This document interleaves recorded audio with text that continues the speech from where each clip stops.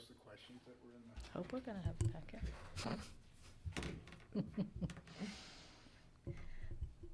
We're on the air, but I don't have a packet. Yeah, give us a moment. He's running. I will mute the room in the meantime, though.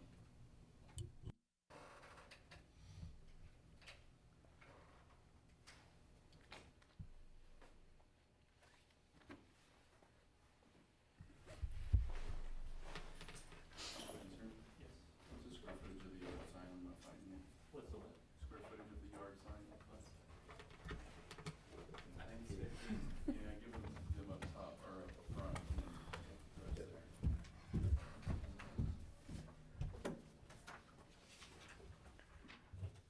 How many more do we need? Just the two? Thank you, ma'am. You're welcome.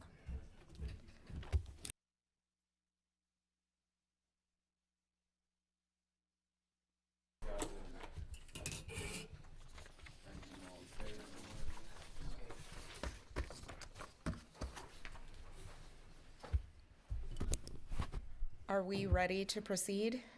We are ready to go. Okay. I'd like to call to order the meeting of the Design Review Board today, Thursday, April 27th, 2023.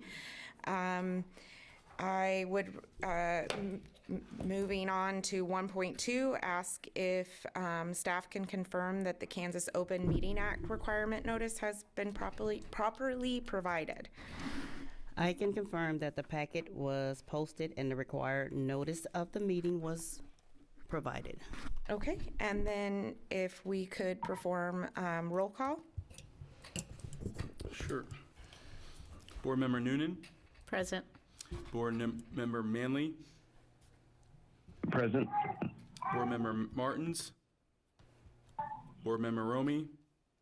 And Chair Kitchen. Present. That gives us 3, which is a quorum, and we can open for business. Okay, moving on to item 2.1, approval of the minutes from the March 23rd regular meeting. Are there any additions or corrections to the minutes? Hearing none, I would entertain a motion to approve. I will make a motion to approve. I'll make a motion to approve as is. I will second. Okay, all those in favor? Aye. Aye. Opposed, same sign. Motion carries. Moving on to new business, the public hearing items, and we will begin with item 3.1. Thank you, Chair. This is a revised plan from a plan that you saw at your last meeting. This particular agenda item is to consider a proposed sign for Carol Lee Donuts at the corner of Iron and Fifth Street here on the map. And what the applicant has done is they've proposed a cabinet sign which would be internally illuminated, which is discouraged by the downtown design guidelines. And so the applicant is proposing to, instead of have an entirely illuminated cabinet, they are proposing to have a cabinet that has blackout vinyl with letters that would illuminate. So essentially what that means is it would still be a cabinet sign, it would still be illuminated, but instead of the entire cabinet glowing and being illuminated at night, what you would see would be just the letters. So the white and the yellow would glow and the red would be completely opaque and would not shine at night. So that's their proposed modification to attempt to meet all of the guidelines. And so staff does believe that they've hit the mark, so to speak, on revising the plan and having a sign that meets the guidelines. And so we do have a number of possible findings that we could suggest. And they are that the proposed sign would be coordinated with the overall facade composition, number 1. Number 2, the proposed sign will not cover or obscure any architectural features. Number 3, the cabinet of the sign will be opaque with only the letters being backlit and the sign will be subordinate to the overall building facade.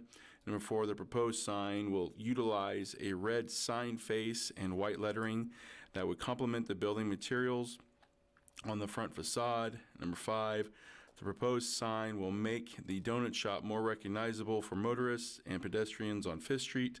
And 6, the proposed sign conforms with the sign size limitations in the C4 district. And so with that, we do have a number of alternatives you could consider on page 6. Staff's recommendation would be that if the board wishes to approve this wall sign as it's submitted, that we would recommend that any action to approve the request include the following condition, and that condition is that if there will be any significant changes to the sign design or materials approved by the design review board, that these will be presented to the board administrative staff to determine whether additional review is required. So that would be the condition that we would recommend if you decide to approve the sign. And the alternative, if you feel like there needs to be additional modifications made to the sign, then you could also vote to postpone to a future date in which you would name the time, and then we would continue to work with the applicant on the redesign of the sign. So with that, staff will take any questions that you might have. Questions?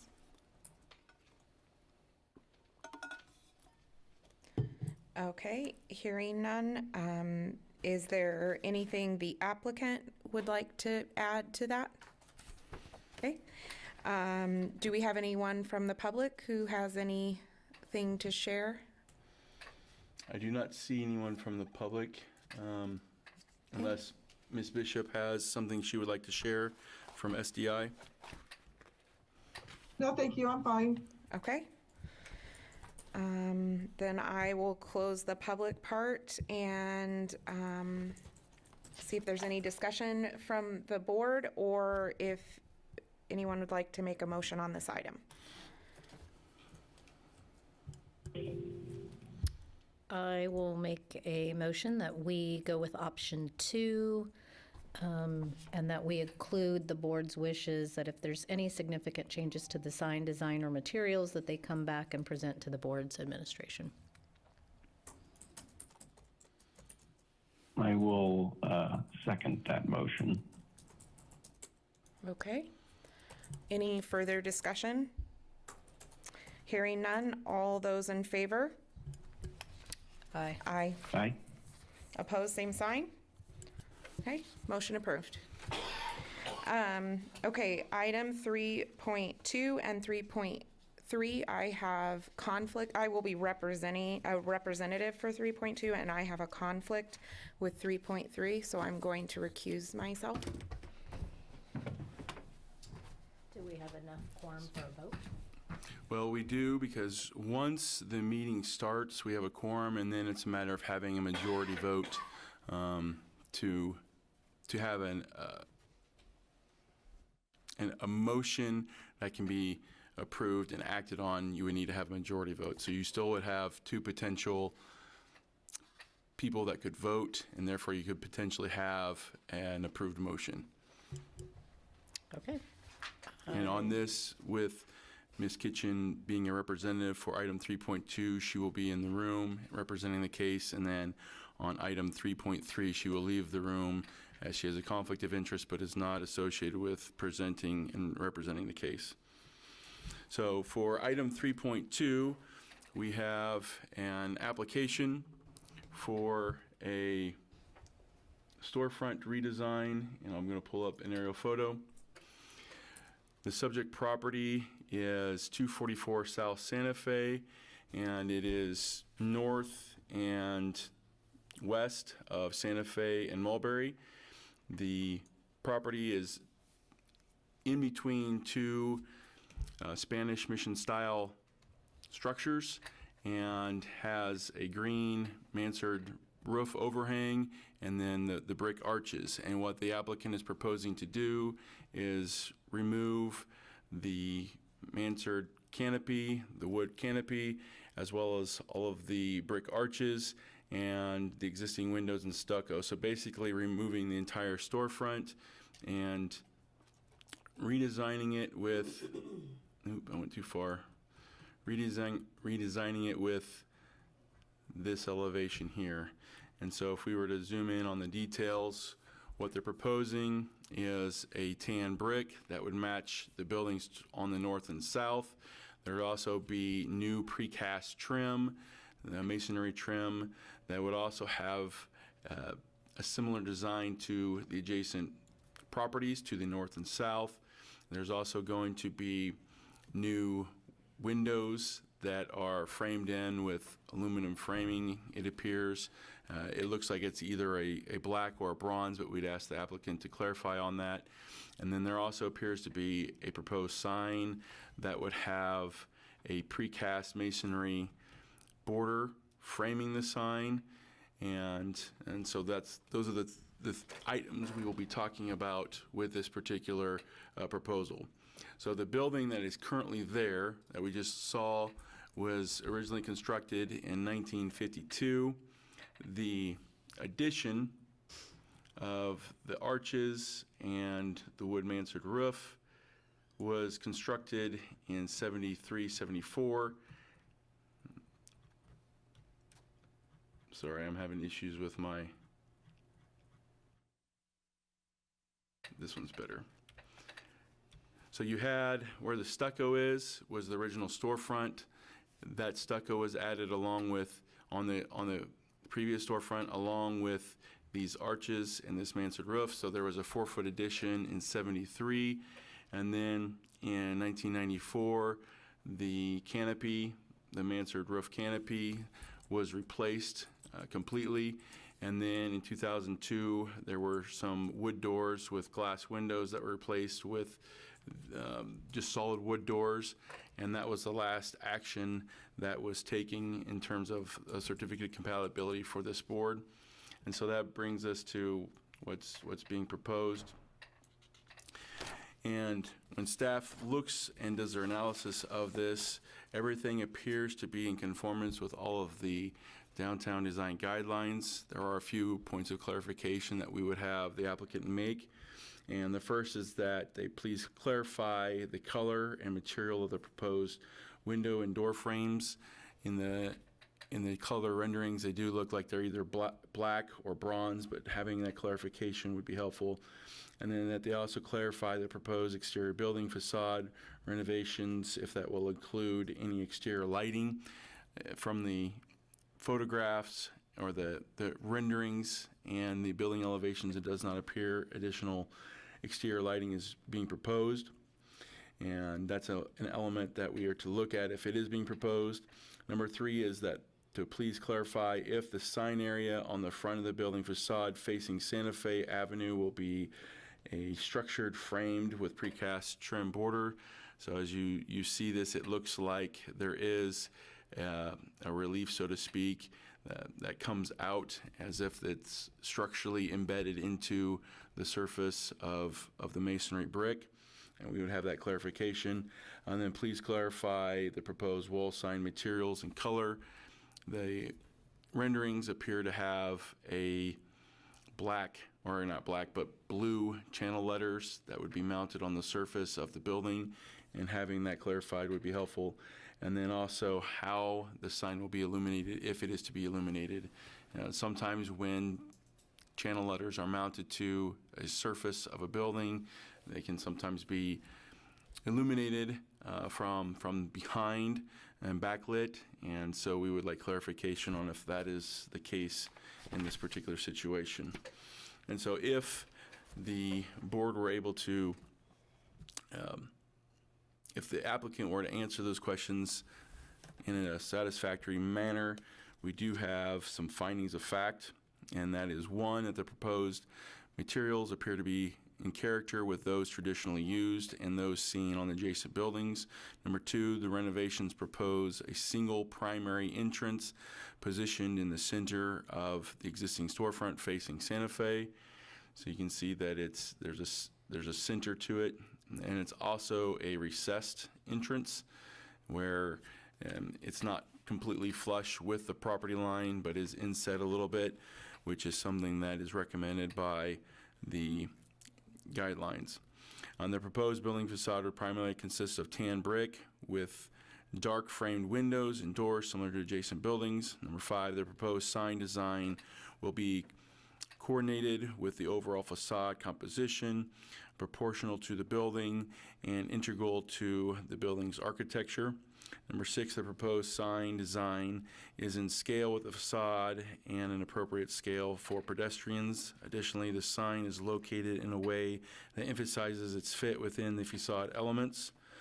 Number 7, the flush-mounted wall sign does not obscure any significant facade features. Number 8, the limited colors as shown on the elevation image appear compatible with the rest of the building materials. And number 9, the proposed signage materials appear to be compatible with the rest of the building materials. 10, the proposed sign design appears simple and clear. And 11, the proposed wall sign appears to be in character with other wall signs along Santa Fe Avenue. So the sign, we are having this, we interpreted this application to include the building facade as well as the proposed sign that's seen on the building facade, which is a 65 square foot sign, which would be well within the limits of what would be allowed. This particular property has 50 feet of frontage and so is allowed to have 150 square feet of signage. So the 65 square feet would be within that allowable area. We have our options on page 8 listed for you. And if the applicant provides the requested information to the board's satisfaction, we would recommend option 2, which is to approve the application subject to any conditions approved by a majority of the design review board members.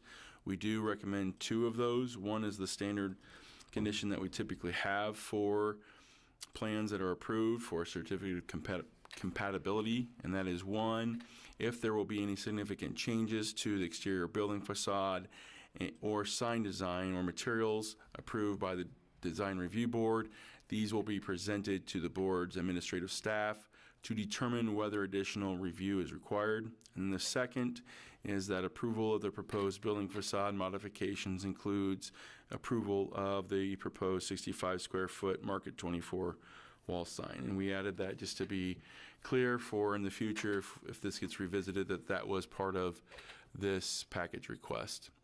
And so with that, staff will take any questions that the board might have.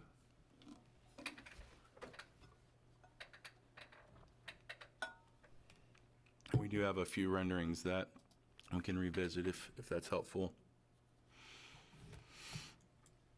Dustin, do we have any other examples of downtown where we've removed potentially character-defining features? You know, for example, the existing brick that we're removing is unique. It doesn't necessarily match, but it's unique and 50 years old. But they are coming back with design features that match the adjacent buildings. So is there any other examples of that? Well, I think it's probably important to note that in our mind, there aren't any original character-defining features of the building because the original building that was built in 1952 can't be seen because there was an addition that was done in 1974 that has those brick archways, which is not original to the building. So I guess to answer your question, in this case, we don't really have character-defining features that are being protected, so to speak, or that need to be considered because they're not part of the original building. Okay, thank you. And it did show quite a bit of decomposition of this building too, didn't it? So, it looked like there wasn't going to be a lot that could be saved. I didn't go through the photos just because sometimes it's hard in my little small mind to go through photos and talk at the same time. So, but if you do go through your package there, your packet that we have provided, you will notice that the applicant has supplied several photographs of the existing wood mansard canopy and the brick and some of the stucco, and you can see that there are decay there is decay occurring, and it is becoming a little bit dilapidated and damaged, and so replacing those damaged features could be viewed as a positive for the downtown.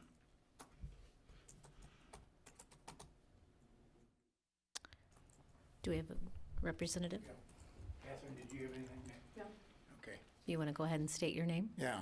Jeff Gillum with Jones Gillum Renz Architects, representing the 1858 properties. And first of all, I think you would all agree that the existing property does not meet any of the current guidelines, and so that was our intent, is to not take away from the historic properties to either side of us, which is the Skye Art Center and the building to the south. So we tried to come up with a design that was in composition with the downtown guidelines, but yet also giving a nod to the properties adjacent to us and tying that in. I'll go through some of the questions that were asked. It is our intent to use black storefront. The owner wishes to really clean this property up so that he can open it up for lease. So we don't have a current tenant. And so the signage may be subject to change, but we ask that you approve it the way we presented.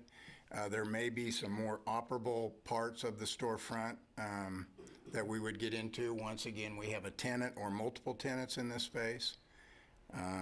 Regarding the questions, again, the storefront would be black. The signage is intended to be an aluminum pin-mounted type signage that is backlit, so it gives the silhouette or shadow behind.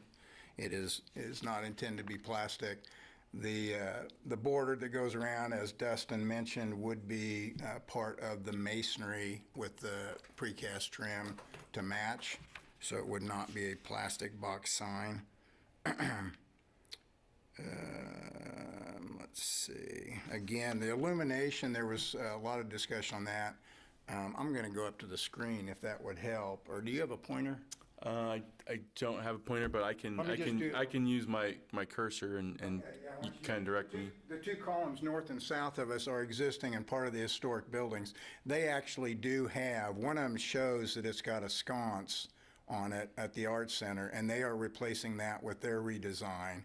And then there is one on the south that we don't show. And you can also see the street light that's right here, and then there's another street light right to the north side of almost right along the property lines. So we feel there's adequate lighting for the building with the signage, and then with the storefront sort of sloping in, if you will, we have room for soffits. So there will probably be soffit lights above that storefront, which would shadow that down.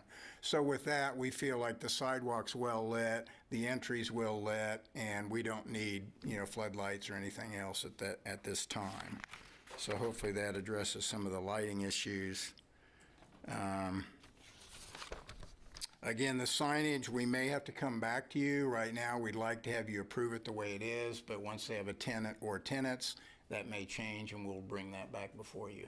So really with that, if you have any other questions of me, I think that addressed everything that we had. Okay, very good. Thank you. Thank you.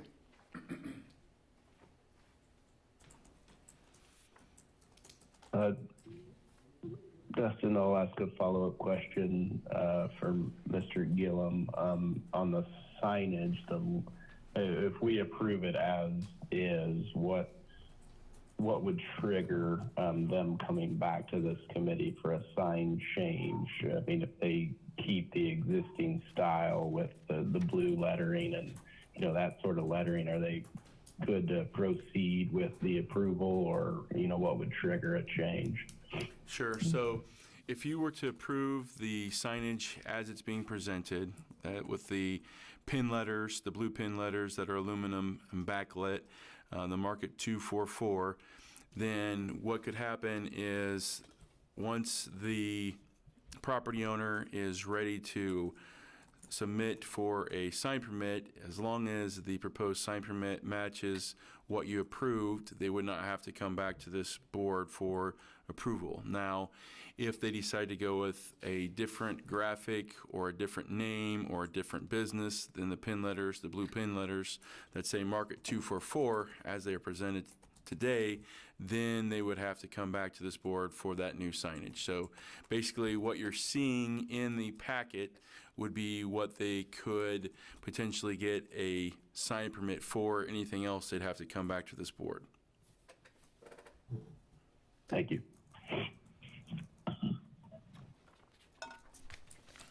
Leslie, do you have any questions? No, it looks really wonderful, in my opinion. Thank you. Andrew, did you want to make a motion?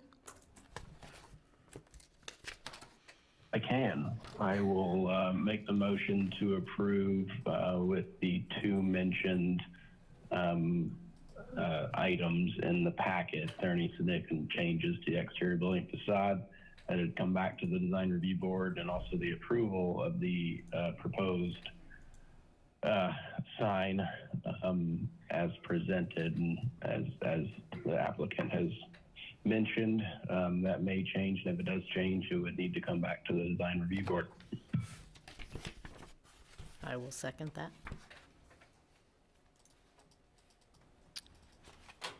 Do you need us, since there's only two of us, to? Still have to do a vote, but there is a first and a second, so then you could call the vote. Okay, it passes. And we will move on to 3.3. We'll still have to call the vote. Oh, do so, we? Okay. Yep. All those in favor, say aye. Aye. Aye. Same sign opposed?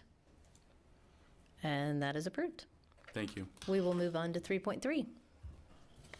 All right, so our third application, I'll get it pulled up here on the screen.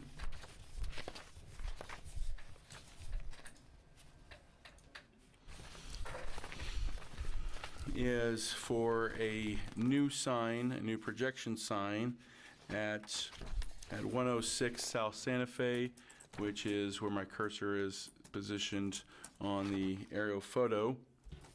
And it is a building that was previously came to this board in 2001, and there was a certificate of compatibility that was issued for an exterior renovation, and they are currently in the middle of completing that exterior renovation. And you can kind of see what it's looking like today. And what the applicant is proposing is a projection sign for Red Fern booksellers.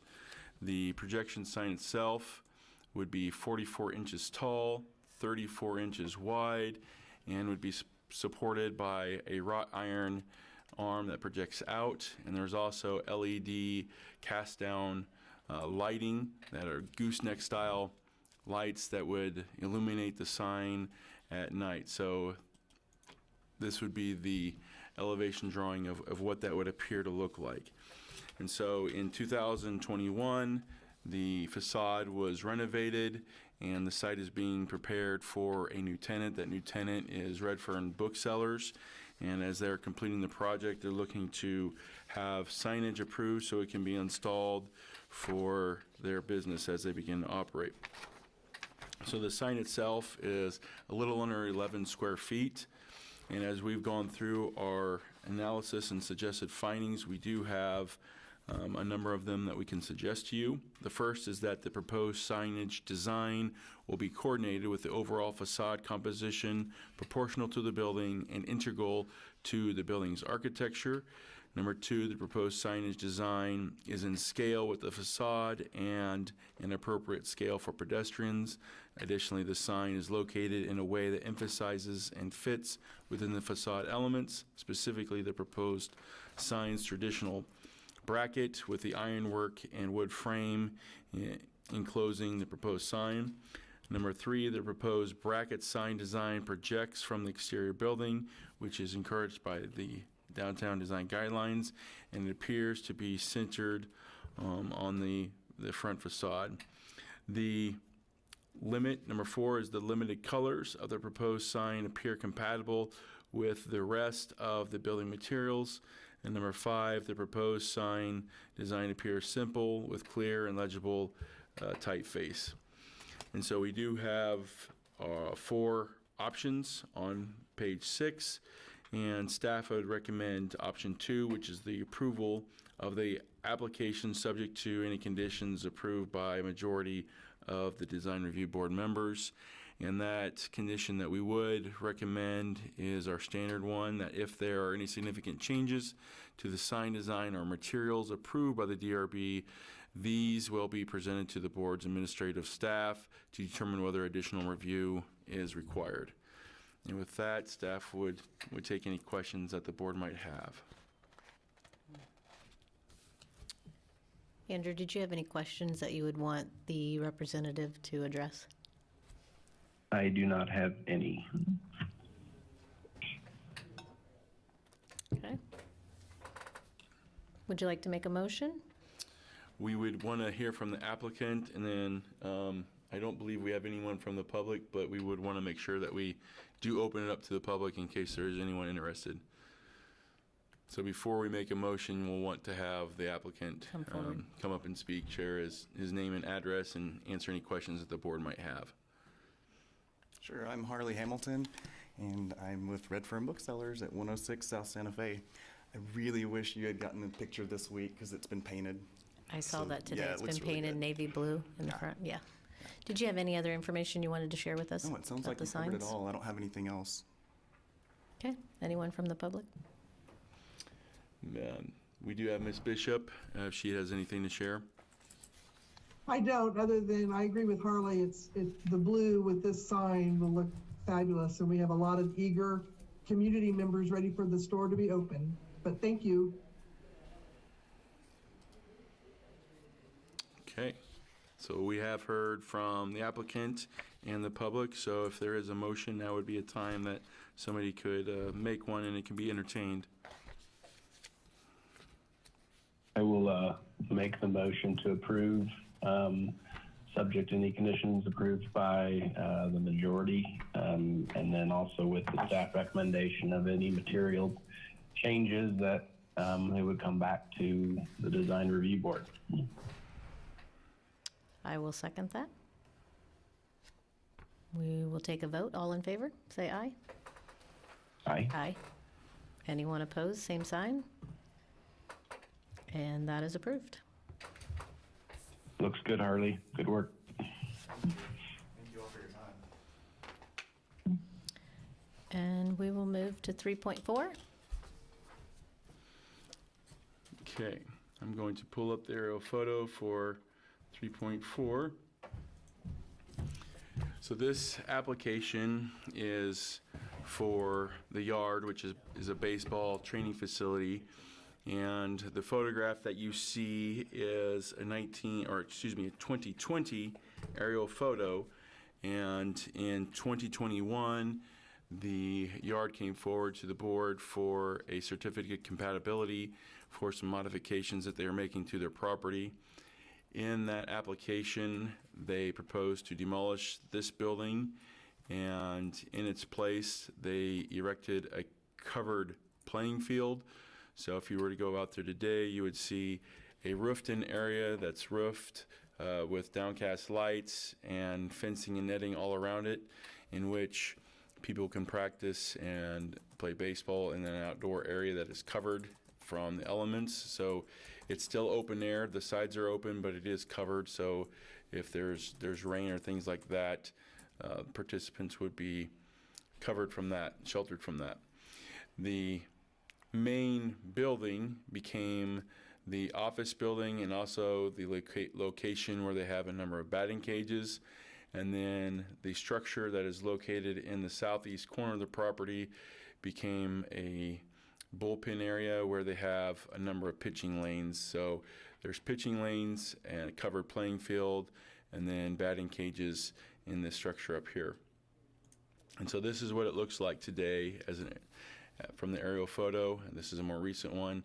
So you have the covered playing field, the pitching building, and then the batting cages. And what the applicant is proposing is a new exterior sign for JRI Hospitality, and that sign would be located on the south side of the building facing the covered playing area. And so this is the view from 4th Street. This is the covered area, which is looking through the fence, so you can't see it really well. However, if you get closer, you can see that this is the door that leads to the field from the main building, and the sign would be located above that. And so there's a banner sign of what it looks like, and here's some graphic signs that give you a superimposed image on that wall, on that south wall.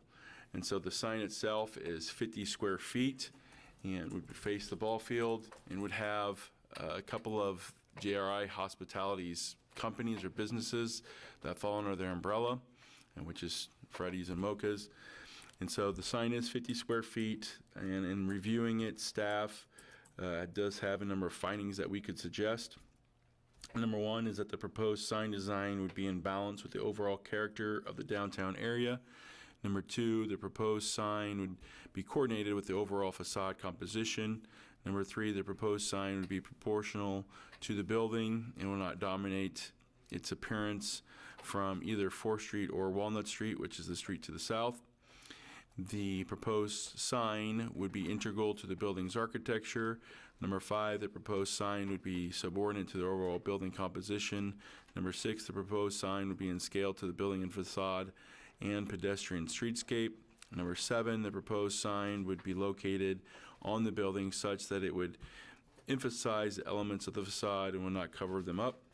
Number eight is the proposed sign colors would be compatible with the overall building font. The sign itself is black with white text and some green and red and orange for the logos of the partnering companies.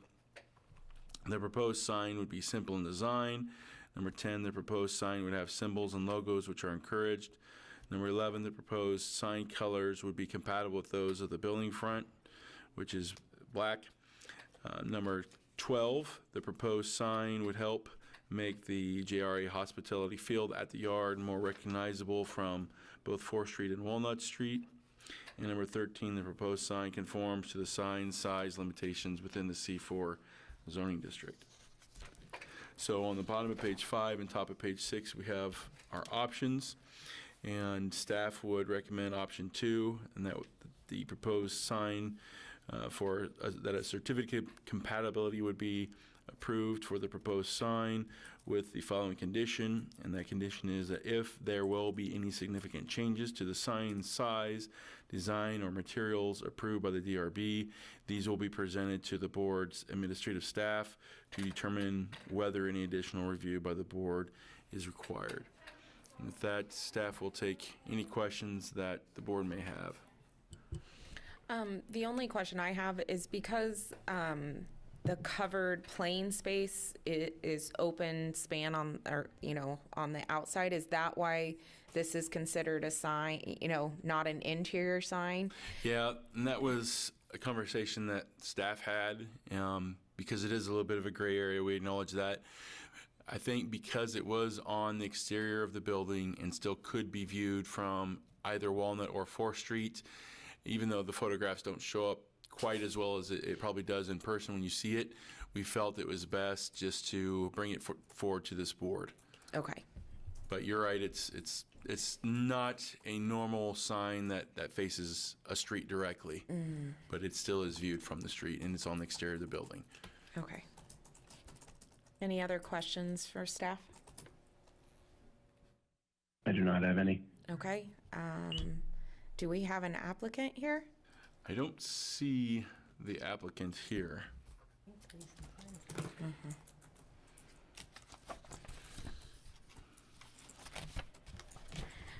So it's up to you on how comfortable you feel. Well, let me ask the question. Sure. So, Mr. Manley or Andrew, would you have any questions of the applicant if they were here? I prefer Mr. Manley over Andrew. No, I don't have any questions or concerns. I had the same question you did. I'm kind of surprised this one triggered the sign permit being where it is, but no, I've got no Okay. issues. And then do you have any questions? Okay. I am comfortable, since we don't have any questions, would not have questions of the applicant, that we could take action. Okay. So I guess we can hear from the public. We can't speak to the applicant because they're not here, but if there is anyone from the public who has interest in this, now would be a good time to share those.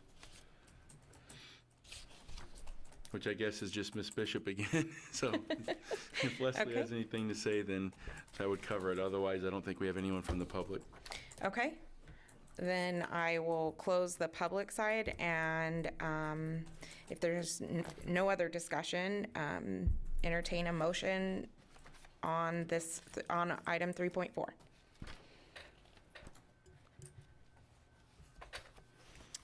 I will propose that we move in motion to go with option 2, and that if there's any significant changes to the sign, that they would be presented back to the Port administrative staff to determine if they need to come back before this board. I will second that motion. Okay. Any further discussion? Hearing none, all those in favor? Aye. Aye. Opposed, same sign? Okay. Motion approved. Okay, moving on to administrative items and the sidewalk dining license agreement renewals. So the city of Salina a number of years ago created a sidewalk cafe. Do you want me to do it? Well, I was just going to open it up for you. Sign up sidewalk cafe licensing process that allowed for individuals to potentially get permission to use the adjacent right-of-way outside of their restaurants and serve food and potentially alcohol.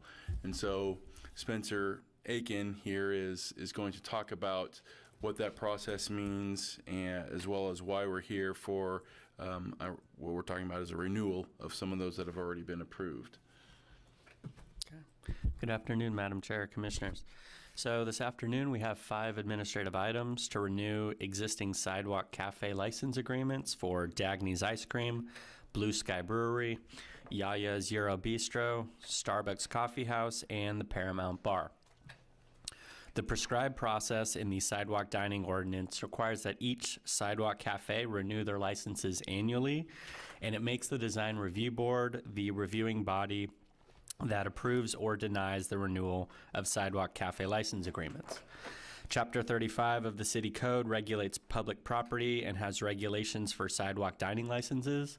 And in regard to renewals, denial authority, and effect, Chapter 35 states that the Salina Business Improvement District Number 1 Design Review Board shall grant an annual renewal of a Sidewalk Cafe license agreement then in effect for an existing or reduced sidewalk dining area upon submission by licensee to the city clerk of a renewal application form, along with payment of the renewal fee and submission of a certificate of insurance establishing that the applicant has procured appropriate liability insurance and that such insurance is current.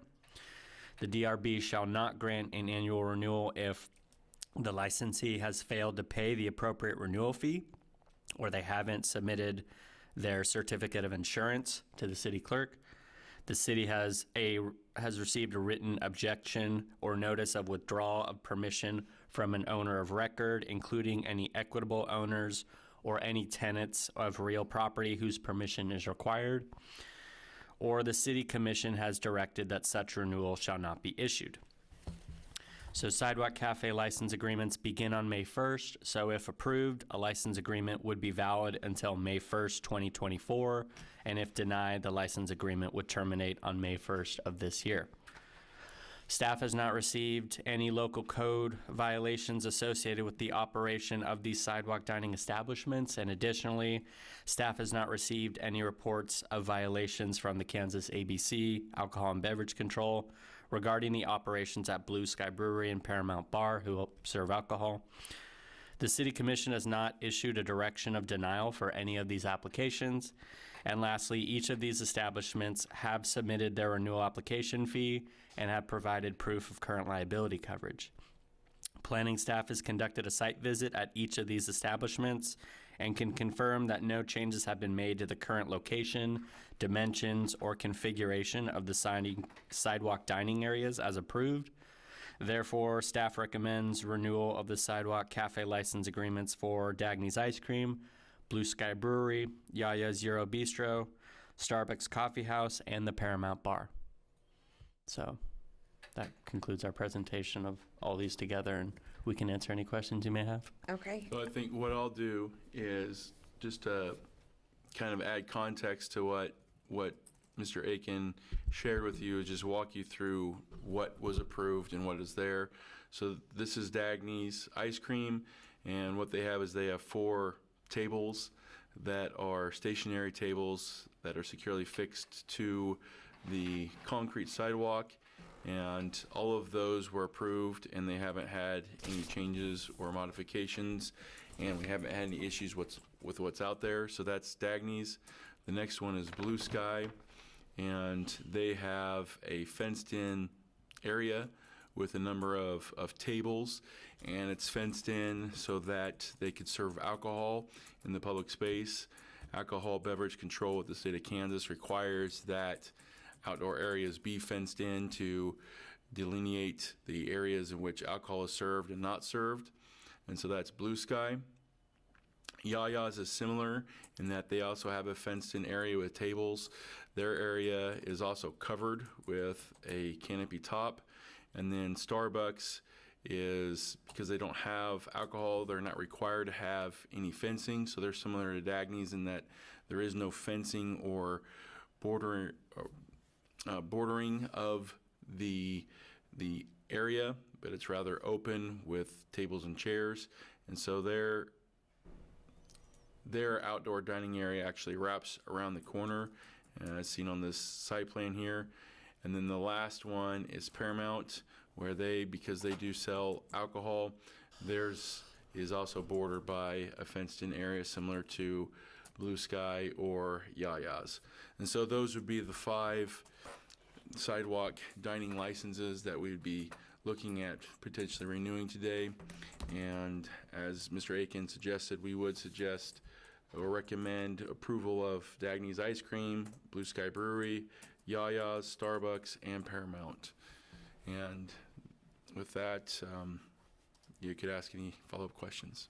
I have a few questions. On the annual renewal, the requirement, is that, what is the city, what is the why is that a requirement? Like, what is that? Sure. So when this process originally started a number of years ago, the city manager's office at the time felt that having a renewal process would help alleviate concerns that some people in the public had with private businesses using publicly owned space for their own personal purposes, and for the city to be able to enforce and monitor those activities. And so by having an annual renewal that came before this board, it was believed that it would encourage the people who had the privilege of using those public spaces for their private purposes. It would encourage them to be good neighbors, good behavior, and kind of self-monitor their own businesses a little bit better. So that was some of the reasoning behind it. There have been conversations amongst staff of modifying or proposing to modify the process to streamline it a little bit for all parties. As you notice, this staff report is almost 300 pages for all of the different items we had today. Now, 4 of those were facade changes and signs and things like that, but in total, it's a lot of work for all parties involved. So it is something that we are prepared to visit about internally and maybe work with the DRB and City Commission if we need to modify the process. Okay, there are other communities across the state that have sidewalk cafe type instances. Will there be comparisons to what those requirements are versus here? I just Well, that was one. And then my second question is, on a renewal, when there aren't violations or anything, it's under administrative items, is there a reason that staff wasn't given the authority to approve renewals when I understand when there's violations or the commission has recommended a change, but this feels administrative and something that should be on staff. Sure. No, that's noted. I can tell you when it was created, the administration who chose to create the process the way they did felt this was the best way to handle it. Does that mean it's always going to be the best way and that it can't be changed? No, it doesn't, but that's just where we are today. Okay. Okay, just for me, because two of these applications I have conflicts with, how do you want us to handle the vote? Because I'm not sure we should vote on them all together. Do you want me to pull out the three that I don't have conflicts with and then recuse myself? I think given the circumstances, that might be best. Okay. And I think it could just be voted on one at a time by the name Okay. of the business. Okay, that sounds good. Okay, any other questions of staff? No? Is this all, Dustin, is this all of the property owners that trigger this? I mean, I can think of two others in Barolo Grill in the back. Maybe that's not public property. Maybe that's why it's not. And Prickly Pear, I know that's a unique agreement with the city, but are they all renewing at the same time? Yeah, so they should all renew at the same time. Prickly Pear is a little bit different because of they just opened up this last year, so they wouldn't have to renew until '24. And in addition to Prickly Pear, you also noted Barolo Grill, which is also one, and then Martinelli's, which would be another one as well. So Martinelli's and Barolo Grill are two that are supposed to renew, and I know Martinelli's will come to you at a future date because they have their application in. They did not have it in time for this particular agenda meeting, but they do have their application in. And Barolo Grill, we are still working with them on an application. I would also share Kitchen's comments about, I know this was new for the city of Salina and downtown Salina to do public eateries or public spaces, but I think all of these examples, they haven't been a problem, so we may less regulation and make it easier for them. And if it's a problem, then you deal with it. But this feels like it's a bit aggressive. But I know we're just following rules. You're just following the rules as how it's presented. But I would entertain making it a little bit simpler if we can. Sure. Well, I would follow up with that we're trying to encourage business downtown and revitalize our downtown. And I think rules like this discourage commerce and business because it's too cumbersome for business owners. So I would agree. So I would agree as well. I would think if they, had violations or any of those sort, then maybe they would have to come yearly. Mm-hmm. Okay. Any other comments on these? Do not have any. No? No. Okay. Leslie, do you have any comments before I close the public portion? Yeah, thank you.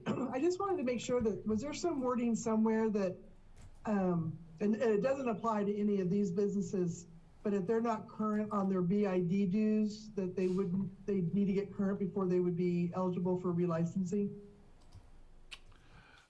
That's a good question. I don't actually have the ordinance in front of me, so I can't confirm that, Leslie, but it's something that we can research and look into. Do you recall off the top of your head, Spencer? I don't. Okay. Well, I'll reiterate that it doesn't apply to any of these businesses that are up discussing now, but I just was curious. Thank you. Leslie, can I ask you a question as a representative for downtown?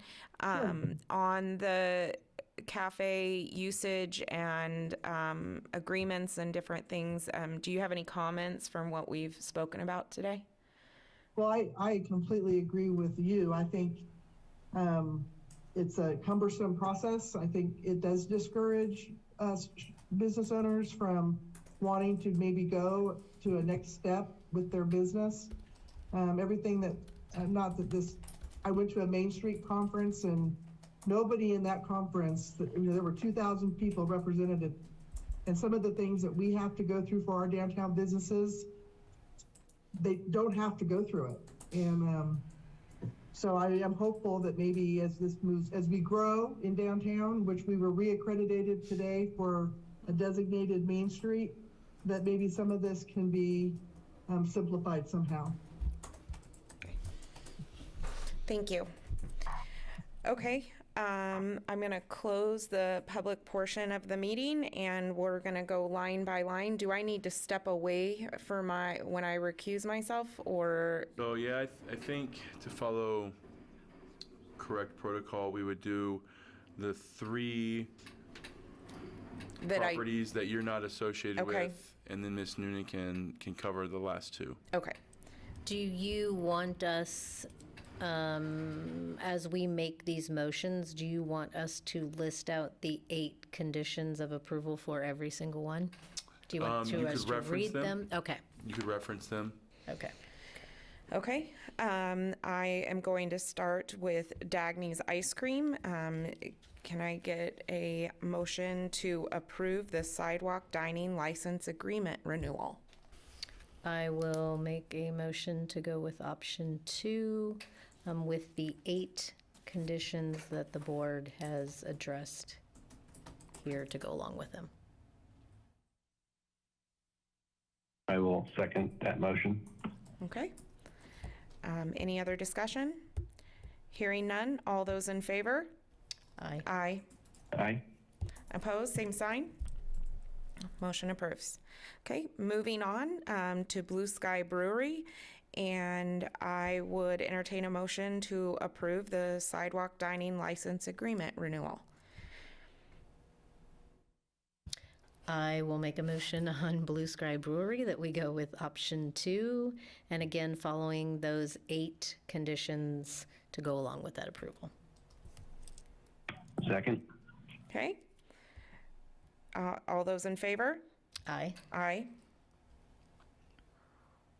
Opposed, same sign. Okay. And then Paramount, what's Paramount's full name?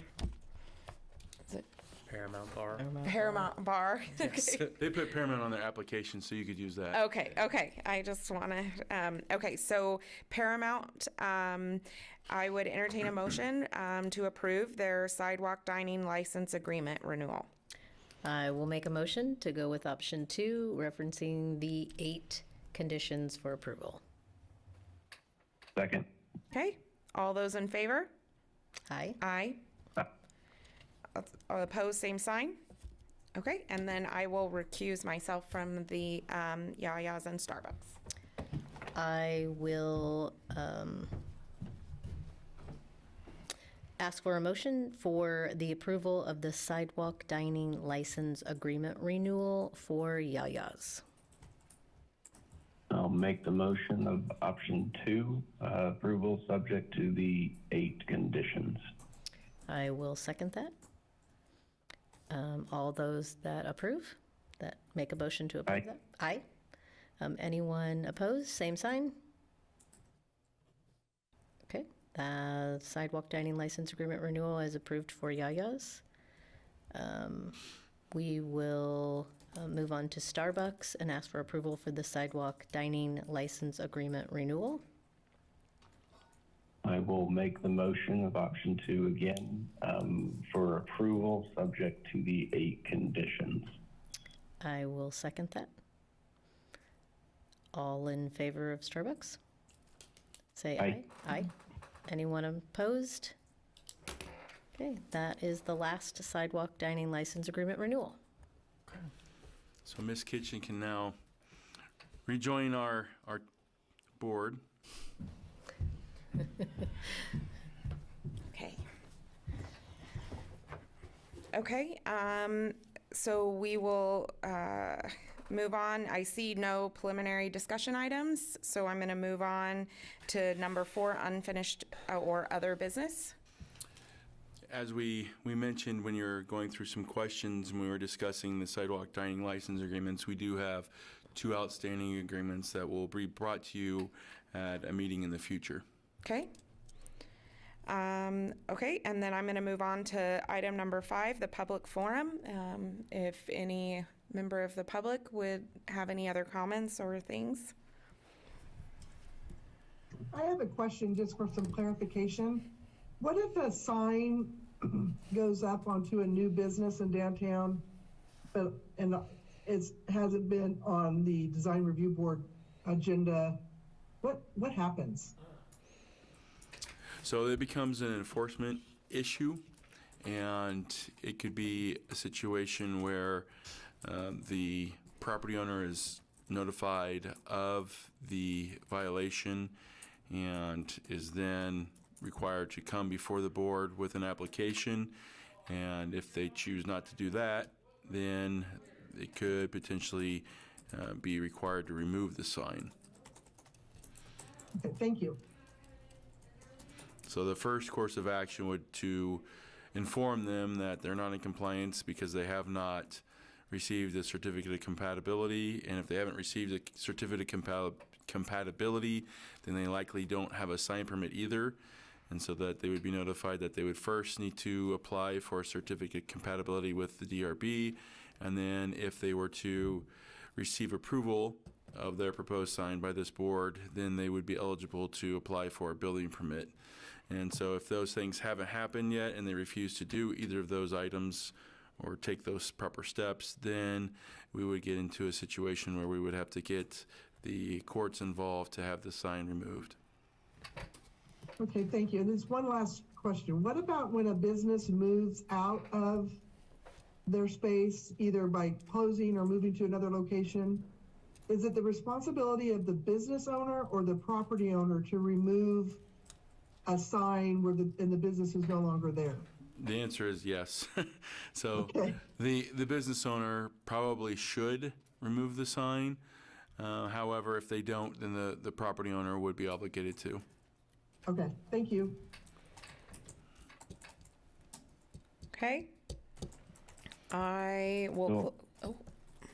I do have a question or a comment. I know I'm not the public, but this is of Dustin. I don't really want to let this the public dining area drop, because I know that we kind of talk about it and we don't follow through. So what is the process if we want to make this simpler? Is that a staff taking it to a different board or commission, or does this commission need to help prepare something, or what does that process look like? Well, I think the first step is just to make it known that you feel that the current process is overly burdensome and maybe more complicated than it needs to be, and you would like to have staff begin conversations of how to simplify it, and then we would go from there. So I think what I've interpreted from this meeting is that all 3 board members and Ms. Bishop, in addition to them, or in addition to you all, have expressed that having this process simplified would be beneficial for the city of Salina, and that would be good feedback for us to begin looking at what the next steps are in order to look at doing that and possibly revising the process. I appreciate all the applicants going through the effort, and staff. You know, we're just following rules, and our downtown is brand new. So better to do it right up front. It's easier to take back than it is to add on later. So no judgment on where we've been, but I think we can probably loosen a little bit and promote economic activity moving forward. Is there any other feedback along those lines that the board might have that hasn't already been shared? Okay, we will make sure that we have that noted in the minutes, and we will talk internally with staff on what the next steps are to explore other options. Thank you. Okay, I'm gonna close the public forum then and would take a motion to adjourn. I will make a motion to adjourn. Second. All those in favor? Aye. Aye. Aye. Okay, Thank you, everyone. thank you.